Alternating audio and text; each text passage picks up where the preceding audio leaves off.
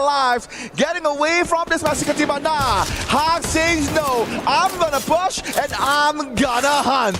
Hawks together with Games King and Soidea and Joker as well. All of them are moving together as a unit. Esports Wasana. They want the members of Buriram. It's gonna be 1v4. Wasana goes down. Now we are left with Get High. But Soidea locking in. Gets a few shots on towards Get High. Buriram might be eliminated here.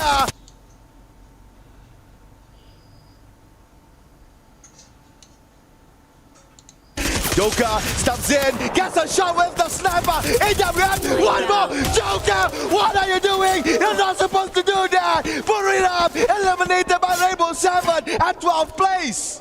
Oh my gosh! Buriram United could not do anything at all. They bit more than you can chew here, trying to fight a team that's on the high ground. And the same could be said about Alpha 34 here. As soon as they get down, they put in a bit of chip damage for RRQ toward them as well. And RRQ looking to collapse. They are chasing right now. Not too sure if they are aware that Core Memory is close by here. And Core Memory has done a phenomenal job of just waiting for these weak moments right in the middle of the fight where they're able to just overcome so many teams. And I think RRQ is aware they're just camping inside of one of these tents. They don't want to look to initiate quite yet. But as we move over to the other side of the map here for hotshots, this is interesting because that was in trouble. They would be knocked out many times, but they are slippery. They're able to bring so many of the members back into the game action because he wasn't seen just now, becoming that invisible man. Technically has given hotshots a second life in this map. Again, I would like to emphasize hats off towards Joker playing the unusual play of a sniper. We rarely see a sniper chase someone. Usually you get the rusher to do that, but this guy with the AWM in hand and in all odds again a member of Buriram, Get High, for goodness sake, he could win that clean. Oh my god, anything can happen. This EWC such a special moment for everyone.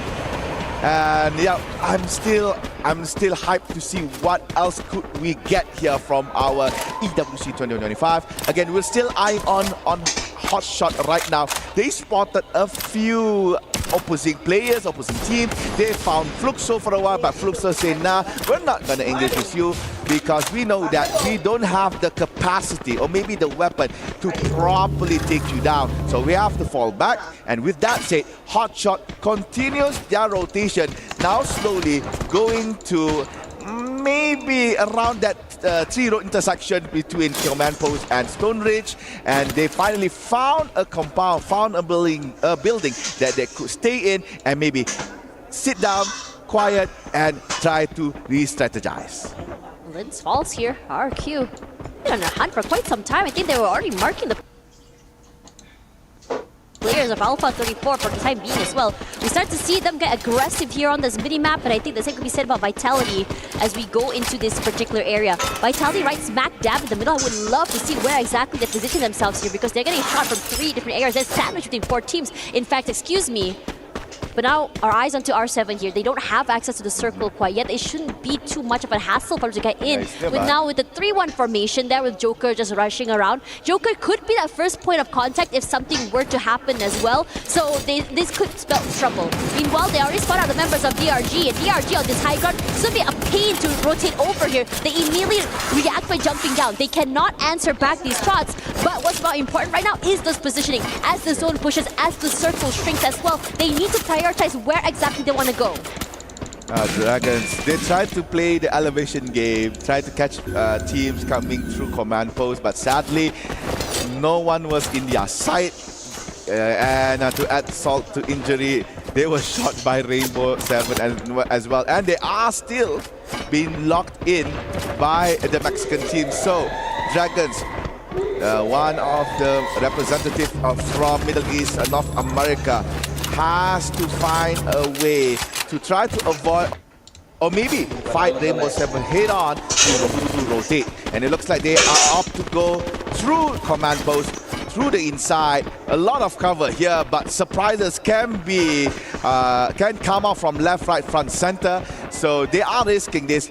Putting one at the back, splitting to 3-2-1 strategy. C4, Yasir and Simox will be in front. Meanwhile, Yasir will, Remind will stay at the back. just in case they could find a long-range shot. And they did on Abai. That's a disgusting shot if you think about it. Straight up into Abai, knocked down already. Shouldn't be too much of a problem to go for that revive, but Onyx is facing so much pressure right now. There's so many teams coming in from 2 different areas as well. What are you going to do here to be able to get into that circle? Onyx and Lost, they need to take this fight only to get into that circle. And they have played this elevation game to a T. The problem right now is that they cannot go outside. Their boxes out of the compound, and Lost are happy to accommodate them if they don't want to get out. Because eventually the zone will shift. They have to go out into the open eventually, and that's where Lost is looking. Just wait for them as well here. Waiting for the right time as well. Yeah, Lost is actually at the advantage here because Team Onyx is basically trapped. In that building, there's only one way in and one way out, unless you want to risk it by using the windows. And talking about windows, you can see that Raon is actually blocking, forcing Onyx to block the window, trapping them inside. Meanwhile, Dragons and Arms have finally interacted. It looks like Dragon lost the fight.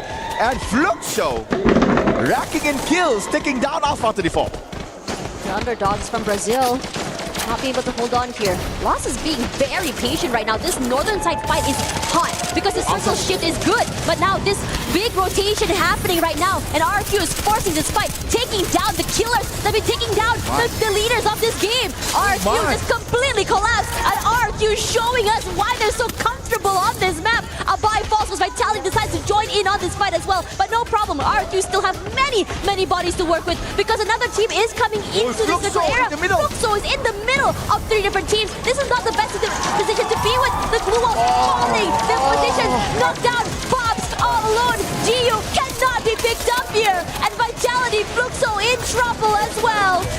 But Fluxo cannot hold on. And the same could be said about Core Memory as well. Eliminated already. This fight happening from all around the area, northern side and bottom side, as EVOS Divine look to try and bring down their Indonesian counterparts. Yeah, bodies are dropping one by one. Teams are ousted one by one. And now we're looking at Onyx eyeing on towards EVOS that was fighting another team. RQ has been eliminated on the 5th place. Meanwhile, Vitality takes down Team EVOS, kicking them out on 4th place. Now we are left Vitality, Lost and Onyx, 2 Indonesia, 1 Brazil. This is the 2nd time Team Lost is in the top 3. And wow, Lost is showing their worth here. However, not much elimination in their bag in this game turnabout. So I'm not so sure will the points matter for them right now.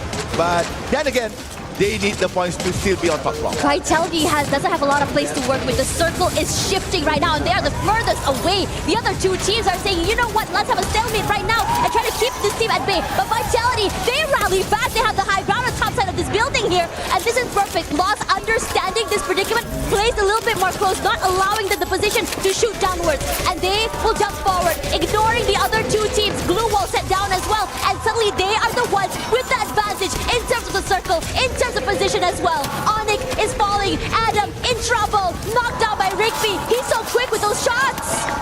And Lost still boxing in Team Onyx. They cannot go out, and they're gonna continue doing so as the circle is slowly shifting towards command post. Waiting them inside is Team Vitality. Things are not looking good for Lost and Onyx.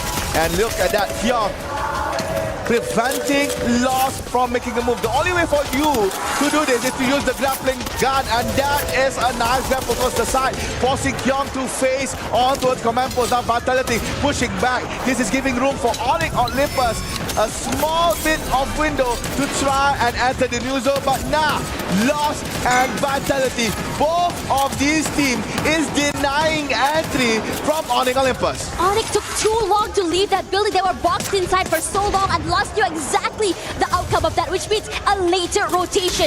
And now Vitality waiting for the right timing, understanding where Lost's position is, the high ground on the top side of that of the area. They cannot go too far away because it gives them a clear view of their heads, and it might just be popped here. But Onyx still holding strong as well. They're not moving quite yet. And a match to stand up. No, Vitality is just collapsing onto Lost right now. They rush forward. They shoot as well, but Lost ready to receive them. Instead of rushing forward, they move back. They had a lot of space to work with, so they put down all of their glue walls, but not before Koja does an opening pickoff onto one of the members of Lost. but still 3 bodies to work with, lots of firepower, and instead hiding themselves inside of these tents. Lost is looking to try to end the game with a Mad Kid fight.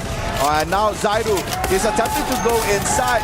However, Zaidu is actually distracting Team Vitality, giving room for his member to actually enter. And Zaidu goes down. This No way, General! The opportunity for Lost to go in. General is pushing in. They clear the blue, but General goes down. Same goes to Rigby. And then it's Lost. Lost in control. Vitality will try to win this. They just need to find the last member from Team Onyx. And he is here.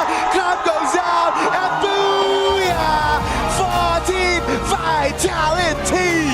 Honestly, it felt like such a desperation play by Lost. They knew they were running out of space and time, and they sent one player up to just catch the members of Vitality off guard. But unfortunately, it felt like they had a disconnect in communication there. Their teammates were not ready to collapse, not ready to trade off him after he rushed up forward here. That breakdown in communication actually costed them that booyah. And unfortunately, and for them as well, they died a little bit too soon compared to Onyx, who was able to survive a bit longer due to the space as well. I have to say, Vitality, this is a great game for them in terms of rotations, in terms of positioning, and in terms of recovery as well.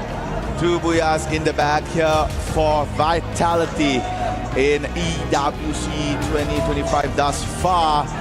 Taking a very good position on command post, denying entry from Lost, denying entry from Onyx Olympus, and took that counter attack away back towards Team Lost. General comes in, and they were backstabbed by Team Lost. However, they managed to control.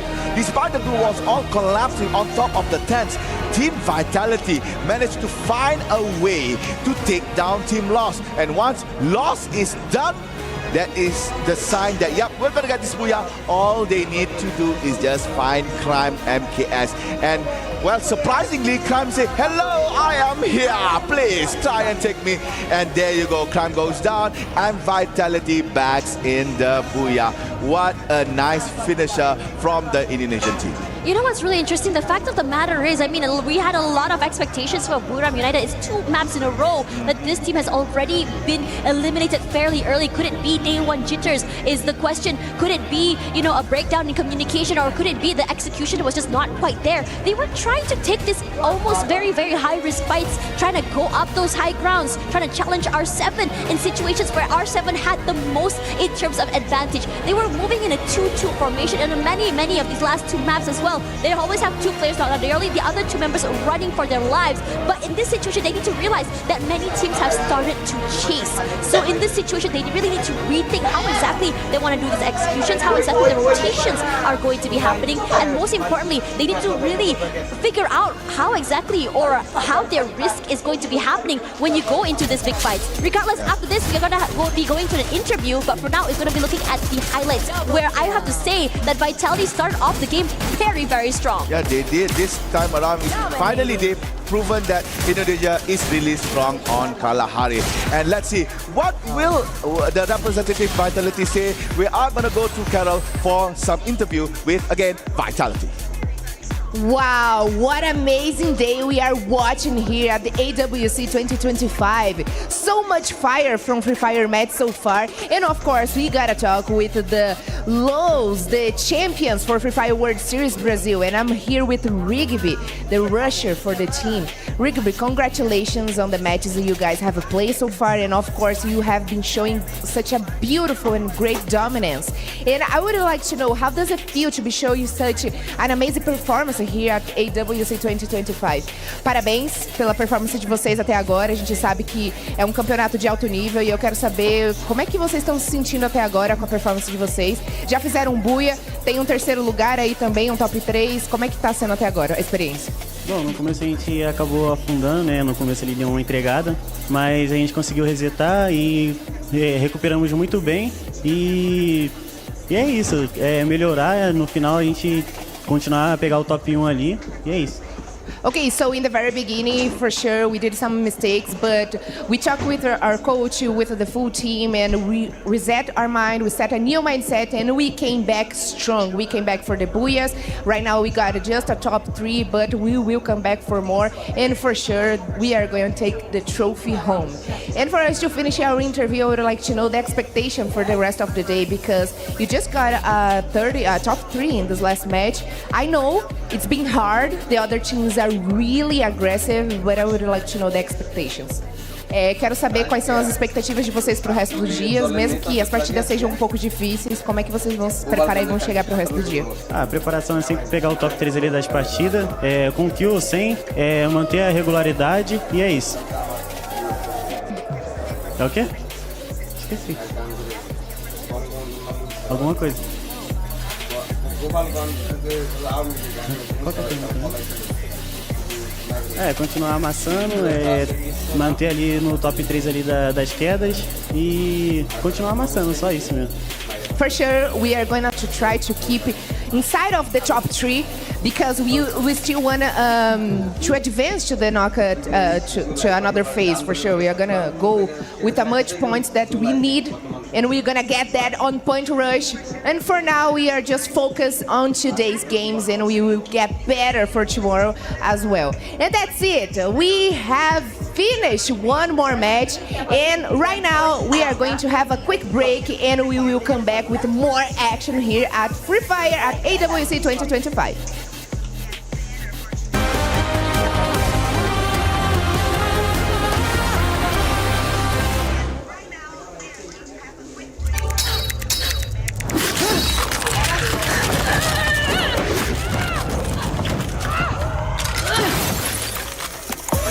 Reach your impossible, Lenovo Legion.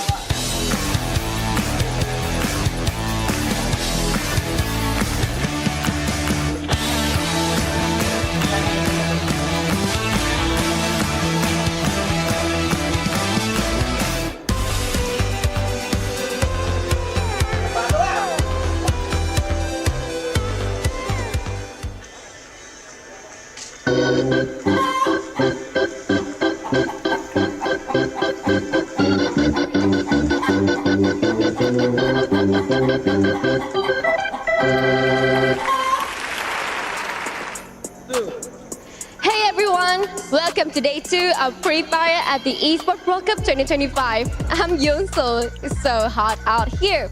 But before we dive into our today's Free Fire actions, I'm going outside to explore the other esports arena around the boulevard to see what is going on across the tournament. First up, we are at the STC Esports Arena, where League of Legends is in the full swing. And yes, the powerhouse teams like T1 is in the mix. This is going to be an epic showdown! Yay! And right here, the Amazon Esports Arena, home of Dota 2. Fun fact, Dota 2 is known for some of the biggest prize pool in esports, and it's still keeping that legacy alive right here at the EWC 2025. Next up, SNB Esports Arena, where the crowd will be locked into the actions of Mobile Legends Bang Bang. The hype here will be real. And finally, we are back at my home turf, the Kidia Esports Arena, where Free Fire is kicking off its second day. The club championship is in full motion, and there's plenty of excitement ahead. I'm Yoso, and that is your update of Esports World Cup 2025. Let's see how our day 2 gets kicked off. Let's go! We're so lucky, guys. I think we got the coolest looking stage. I think we're the only ones that has like an ever-changing, elevated, and also like LEDs that show a countdown on the stage itself. Yeah, I mean, and just imagine having everyone in there and then seeing that. I felt that especially when the first time we came in, and it was something else. So I would agree with you that is quite different and very good for Free Fire to be there. Yeah, I agree with that, and I'm really happy to be here. I'm happy to be able to see this like on live. I mean, face to face, you know. So I love it, and I agree with you. I think that's the best arena. Obviously the best for the best, right? You guys know what's up. Now, speaking of the best, we are still here with some of the best teams here in the world of Free Fire, and we are getting ready for our next matchup, right? Kalahari just concluded. Vitality, they were the ones to get the booyah there, and it was because of a cascading number of events that really set that victory into motion, because there was one moment, and I think we all agreed here, if that moment didn't work out, they would have actually been eliminated and in third place, and that was Neptune. Yeah, I mean, if Onyx Olympus just joined in again with loss to take down Team Vitality, then they could have been out of there. So that was just something that, well, as we agreed, Onyx style. So I hopefully they can pull away from that. I suppose, but then I'm going to play devil's advocate here, because if you're in Onyx mind, you're thinking, okay, we help LOS shoot down Vitality, but we're on the second floor and the ring is already moving and LOS is on the outside, so they get first rotation no matter what. We end up almost guaranteeing ourselves to be in second place to begin with, right? So I think they were thinking for the long term of, we need to secure a booyah, and if we're able to do it against LOS, we have better odds against them compared to Vitality. Yeah, but the thing is, Vitality probably had the best position ultimately, right? So this was when the circle was still moving. They started running, none of them got picked up, they grappled to the roof. It almost feels like LOS and Onyx, they didn't expect that move. They probably thought that they were just going to go for a full-on sprint, you know, to close the gap. But as soon as they got onto the roof, they were safe, basically. Yeah, I mean, that's what Kalahari really has. The hook gun, the utilization of the hook gun, quite pristine, especially on Team Vitality side. But for the other teams, like they don't use that much. So I guess Team Vitality carrying over, like how we know Indonesians are playing Kalahari. So I guess it's really expected for them. Well, I mean, you mentioned it already, the cascading effect. We saw the top 5 actually looking a little awkward, right? Fluxo jumping in between both Vitality and as well as EVOS, and then they collapse, and then EVOS collapse. All of their loot and all of their coins ended up giving just enough for them to use their pockmark to get the launcher in the first place to get them on the roof. So, because of a turn of events, a miraculous turn of events, it works out in Vitality's favor. But we'll have to see if that continues, because, again, we're rotating to a new map, folks. Alpine. Now, how is Alpine going to play a role in this upcoming matchup? Who are the top teams that really should, in theory, take the points? Well, Alpine is something that Brilliant United really has in the bag most of the time, but it's really tough to call, especially as the first one, the team being eliminated earlier. Yeah. All right, Carlos, looks like, folks, our casters are ready to go, and the match is ready to go. We're going to be jumping into Alpine in just a second for match number 4. Throwing it over to our wonderful casters, and let's see who nabs this next booyah.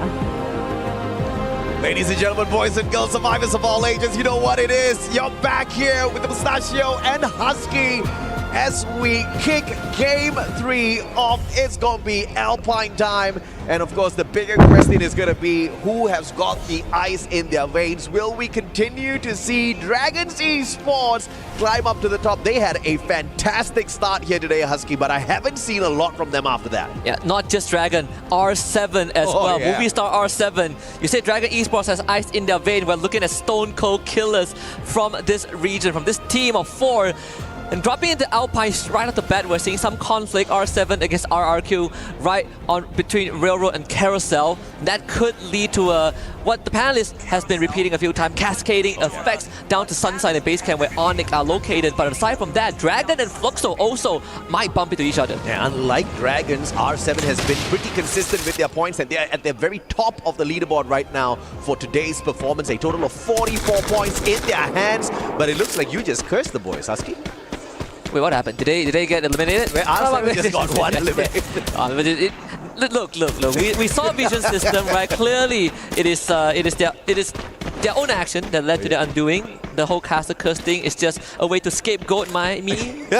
I'm not going to take this down lying anymore. I need to stand up for myself. Well, it looks like Della is standing up for the rest of his squad. Good time turner pulled out there. He's just the pure distraction. Oh! And he gets a headshot out of nowhere as well. Della Get him. going for yet another 18 deer. Can't get the job done with the mini Uzi, but it's just a matter of time. Steps by the window. A little bit of crossfire from the opposite side as well. And 18 deer with a big mistake as Della pulls away a 1v2 solo as he handles the boys from RRQ. Catastrophic from RRQ. What was 18 deer thinking?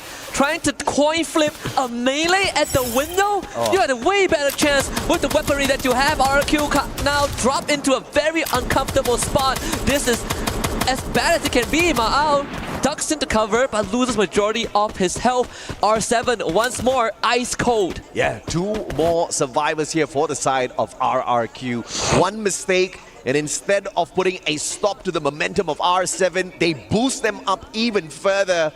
This is absolutely insane of consistency out of R7, and Ma'al will lose his life as well. One final insurance policy out there, who I believe is on a revival spree. We will see more of RRQ, but for the time being, my goodness me, R7 yet again, that consistency beaming through. Yeah, this is uncanny, unexpected from R7.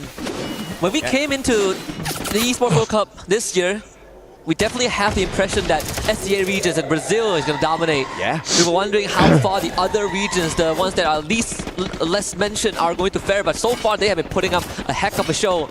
Onyx getting 2.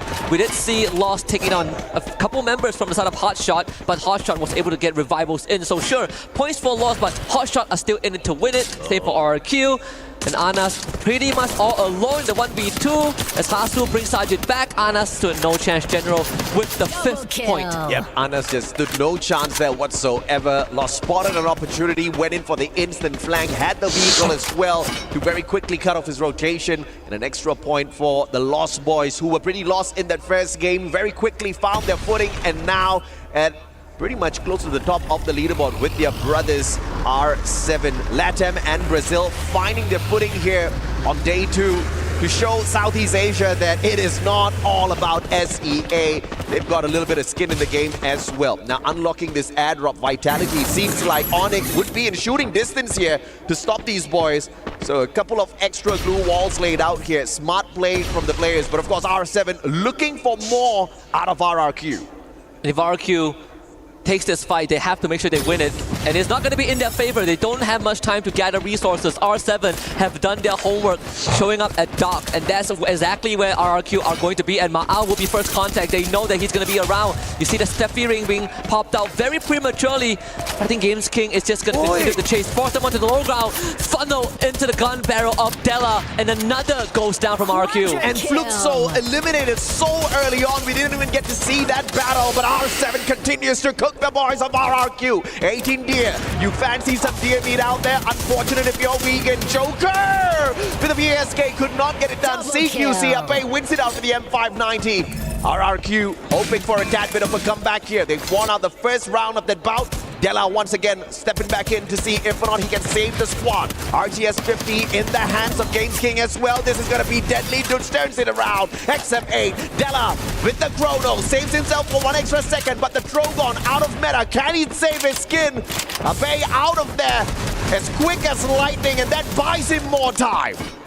Honestly, only Abai has enough resources to keep the team together, but at the very end, just outnumbered by R7. Games King, he's bleeding out, but there's plenty of time to bring him back into the game. RRQ still in it by the skin of the teeth. 18 deer who got revived earlier on by Abai now escapes to Railroad to continue this run for the team. But the Indonesians, at least from RRQ, are not doing well at all as we turn our attention to another Indonesian squad, Onyx, as they face off against Dragons. It may seem like R7 has a vendetta up against RRQ, but I can tell you, they are thanking the boys. 7 points so far on the leaderboard, all thanks to RRQ falling time and time again to them.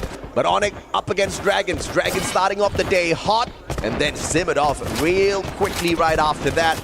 I wonder where all of that extra firepower went, but up against Onyx now, it looks like They don't want to make a pathway straight for a quick battle. They want to look for that circle. So they're going to make a long rotation in towards the next zone. They've got a rough idea heading straight towards Space Camp. Yeah.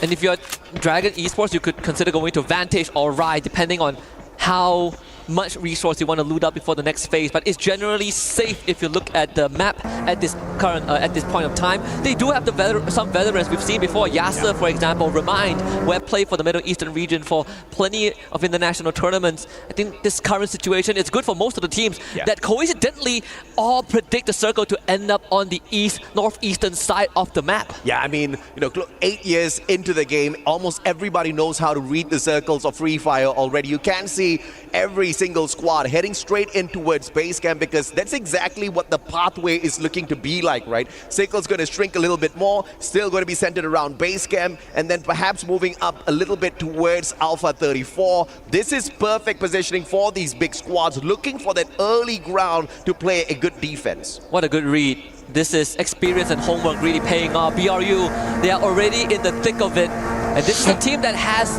over time, started to slow down a little bit, play a lot more calculated, and only strike when the iron is hot.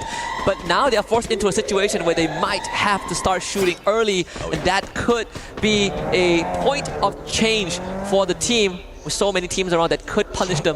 Hotshot though made a full recovery. Now they're going to come in from the southern side of the map through Stadium and Rivermouth. 75 points. It's a lot compared to what they've been able to show us previously in those years on the global stage. This is very impressive from Hotshots, but we want to see them at least cross that 100-point mark. A little bit of a replay earlier on as well. You saw how R7 got the job done. A little bit off meta here with the Trogon, but it served them well. Speaking of off meta, Trogon, Jonah and Wasana holding on to those guns. We had big questions. What is Wasana going to do without his Tatsuya? I'm pretty curious as to how he's going to handle it as well. Thus far, past 2 games, they haven't been doing all that too good. We even saw Wasana talking about how when he came into the team, everyone helped him get to his feet, to play like a team, to play like a family and then friends, and to get him up to speed. It took him almost more than 1 year to get their first trophy, to finally prove that he belongs in BRU, even though all of us said that he is the perfect fit, but they needed an achievement to cement that fact. Now EWC is going to be that redemption arc. Moshi takes contact as Alpha 34 now rushes into the building. The attic fight is going to be very, very congested as body starts to hit the floor. Lin's first to go down. Wasana with the Trogon once more, just pumping out bullets right into the ribcage as Jonah finds Hisechi.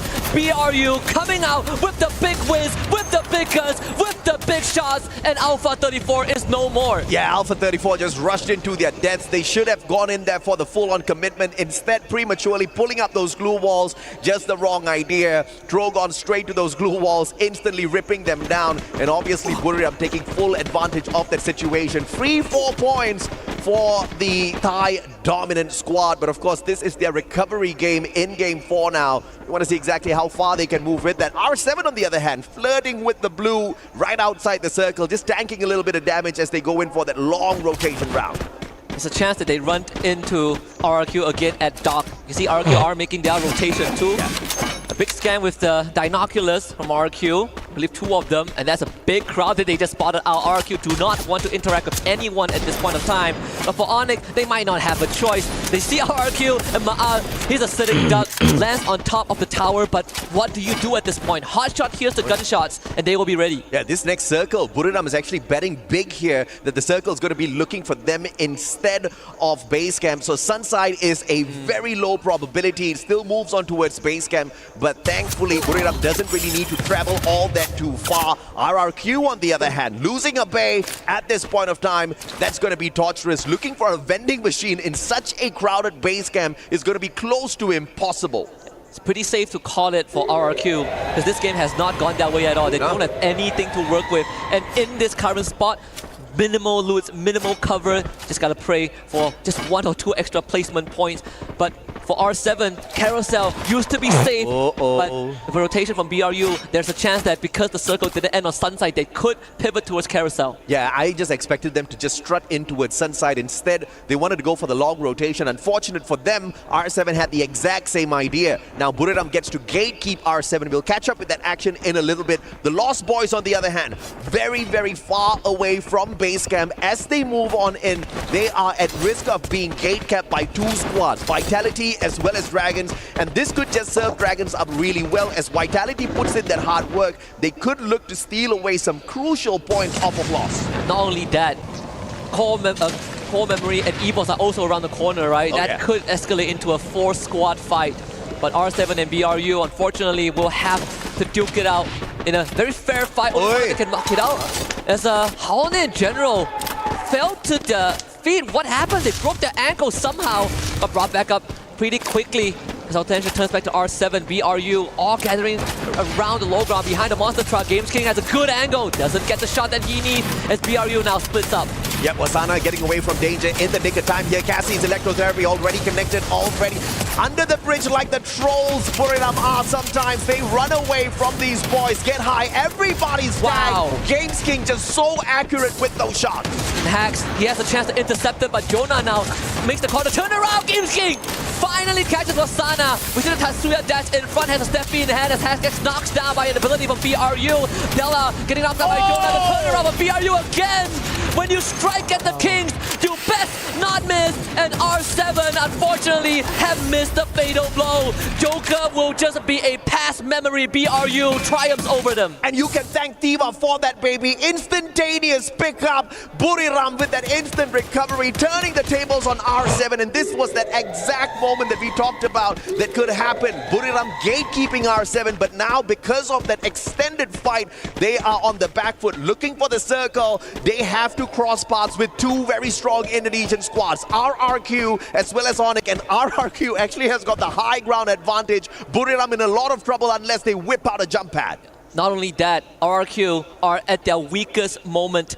There isn't a world, a universe where RRQ could mess up the rotation of BRU, but aside from that, you remove them from the picture. This is as clear as it gets for BRU to run straight into base camp for that rotation, as Lost now takes on Hotshot Esports. Sajid and Anas getting knocked down very quickly. The Tyrant and it's even hard to defend themselves. Unfortunately, there is just no backup plan. Action has to watch it out go down as his teammates perish one by one. Yeah, Woodpecker backing away at the voice of Hotshot. And of course, you can hear the shots of the AWM off of the players of Lost as well. And unfortunately, for the side of Hotshots, they could not withstand all of that action. Dragons, they just kept their heads down low, not wanting to interfere in this engagement at all. They could have pulled off a swift backstab there, but that was a lost opportunity. And now the Lost Boys are about to make them pay. But Hanarao goes down first. Rigby, M590 circles around. Demox from the back. Can he get it with the SMG? Sifu is the one that gets it done.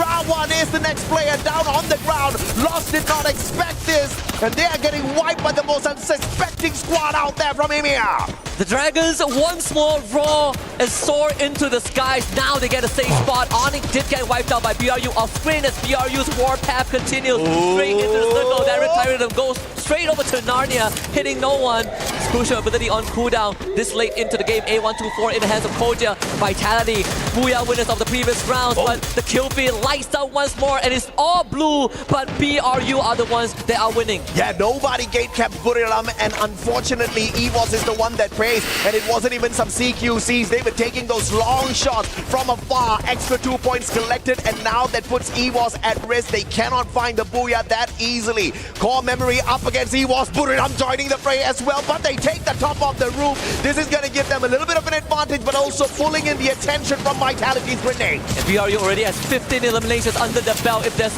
a time to stop them, it is going to be now, or they will run away with the group stage. RRQ finally eliminated, but Zenzi starts it up. Cougar with the follow-up. Cooldown of BRU. Wasana finally confirmed as Get High gets back up, intercepted by Fives MKS. Core Memory and Vitality have a singular mission, and it's to wipe out BRU, and they get the job done. Oh, beautifully done here, and Sifu finding Koja from the back. Will Dragons be able to rip away their Booyah here at the expense of Vitality? They do have digs right up on top of the roof with the bird's eye view, but the glue wall melters all laid out already, and the circle favoring the EMEA squad as well. Dragons stand a strong chance, but unfortunately this is going to drag in all of the rest of the squads towards them as well. Vitality caught in a conundrum. Which poison do you pick? Do you fight the Middle Eastern teams of Dragon Esports, or do you run straight into Core Memory? Because both of them will turn them into dust and into the past. Core Memory is their pick, and that costed them 2 bodies. Evos now joins the equation. AimGod takes out Diggs. Hotshot still has a survivor, but this is most likely going to be between Core Memory and Dragon Esports. 4 teams remain. Unbelievable stuff here. Core Memory with the consistency, but Dragon just showing that they want to make it through to point rush. Yes, here down on the ground, Cougar's going to make sure that he gets put out. But from up top, Recifu finding one great connection with jump, pulls out a glue wall to block himself off for an important pickup onto Remind. He doesn't have the Diva. A tad bit slow there. Thankfully, no grenades fighting the players of Dragon on the roof. There is a chance that EVOS messes this up, and in fact, even EVOS has to deal with the remnants of Hotshot. As Cougar rejoins the rest of his team in that ground floor circle, will move to the western side of this compound a little bit. A lot more buildings to work with. Great nice action in the back line. Ray still surviving, but now has to dip into the shadows. Hotshot out in 4th place, another top 4 finish for the Pakistanis. Yeah, but that's good enough for Pakistan, man. I mean, getting in towards the top 4 after struggling a tad bit there. Good on them. We want to see more, but can Dragons do the impossible? Can they wrap up a solid booyah here at Alpine? Core Memory, they've got the numbers. EVOS, on the other hand, just need to play the game of survival. Ray circling on towards Dragons. This might just be a potential distraction that Dragons go for, and unfortunately, Core Memory can take advantage of this. This could also be slowly shaping up into one of those unexpected but very welcome storylines. The underdogs of this competition, Dragon Esports versus the underdogs of Thailand. Core Memory, one of their better performers. I would say one of their best performers so far in the group stage. Dragon are down 1 man, and that is something that Core Memory can work with. But as the siren sounds for the last time, Core Memory takes a shot in the back. Remind has all of them confirmed. Let's see if Dragon can close this out. You hear those drums of liberation in the background, gearing us up for a solid booyah. Who takes it? Thailand, or are we gonna see Emir walk away with a solid booyah? Ray's in trouble. The players surround him. M590, he's hanging on for his dear life, and will tag the blue. Emir doesn't cast. Seamox finds him, but that also sacrifices a little bit of their health. And I did not expect a revive to come out of nowhere. But now Cougar and squad wrapping on in, waiting for the circle to drag Dragons towards themselves. This revive most likely would just be a distraction at most. Seafolk taking plenty of damage from Core Memory. But at least for Dragon Esports, there is an X Factor. Don finds Yasir, and that is the guy that just got brought back. They get vision. Remind can see it, but cannot fire. Down to a 3v4. Asimo now in contact! Big one! What a shot! But Zenzi instantly finds the trade, and Remind left all alone, and he cannot do it. Core Memory locks it in. First booyah for the team. Core Memory with the solid plays. But props to Dragon Esports, man. Out of nowhere, the underdogs getting it done. This was one of the hardest underdog circles we've seen so far. We almost were about to witness the Group C takeover for day number 2, but thank goodness Vitality stepped up in the previous game, and then Core Memory. But it still does not take away the fact that Group C came in swinging. Dragons Esports, good round 1. Game 2 and Game 3, not the best, but Game 4 was another opportunity to show them that the Middle Eastern region are constantly evolving. And Core Memory so close to the #1 spot already, putting in enough work, solid number of points as well. I believe 12 eliminations they walked away with in that matchup towards the very end. And that's the kind of performance you want to be chugging out in these lobbies. You don't need to aim for the skies all the time. You just want to have more than 10 eliminations, get to that final circle, and you're pretty much good enough to get your squad into point rush. That was a valiant effort turned into a solid booyah. And at the end of the day, it depends on the perspective of the players. How do you want to finish the knockout stage? Do you want to finish in the lead and make a statement piece right off the bat? Or do you just want to do the bare minimum, make it through to point rush, and then start showing all your cards? And I think in this case, teams like Hotshot and Dragon Esports are looking at the latter. But teams like BRU, Core Memory, they're looking to instantly tell the world that they are here to take the trophy away. And if you don't step up, you will not stand a chance. Yeah, absolutely. And of course, this was a shocker for everyone, no doubt whatsoever. But Lost kind of losing that opportunity a tad bit late. But of course, we've got Yunso out there with an interview set up for us. Let's see exactly who she's got with her. right then. Thank you, AJ and Husky. And here's our little interview of our Kuga here. สวัสดีค่ะ Kuga โอเคค่ะเป็นยังไงบ้างอะ อะไรนะครับ เป็นยังไงบ้าง ก็ เป็นยังไงบ้างครับ ดีใจครับที่เปิดบูย่าแรกได้ ก็โฟกัสเข้ารอบชิงครับ so we are pretty happy and excited that we are finally we be able to to get the first booyah and from now on we're gonna focusing on getting to the championship. Oh, that's really good to hear. So our second questions. Okay, Cougar, so how do you feel about when your team we are having a change of a player named Ston? How do you feel about him? Does it make a huge difference in our game? ก็ในทีมมีเปลี่ยนเพลเยอร์มา1คนใช่ไหมฮะคิดว่าผู้เล่นที่เข้ามาใหม่เนี่ยฮะมีผลต่อรูปแบบการเล่นหรือว่ามีผลต่อผลลัพธ์ในการเล่นแต่ละรอบไหมครับ มีครับก็เป็นอินเกมครับพี่ดนก็มีผลเยอะมากเลยครับคอยสั่งพวกผม Yep, actually there's quite a huge effect from the new player that just joined our team. He's like kind of like our new IGL and like command keep giving us the order, like what do we have to do if there is an urgent situation happen during the games. That's really good to hear because I also find that there's a different thing about Korean that is done and they make a huge difference. So good luck in your next game, Cougar. Fighting, Susuna. And now let's throw to our break. But first, we will give you a final blow.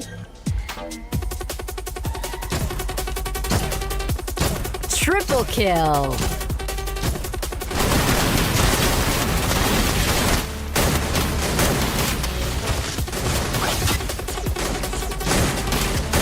Triple kill. Triple kill.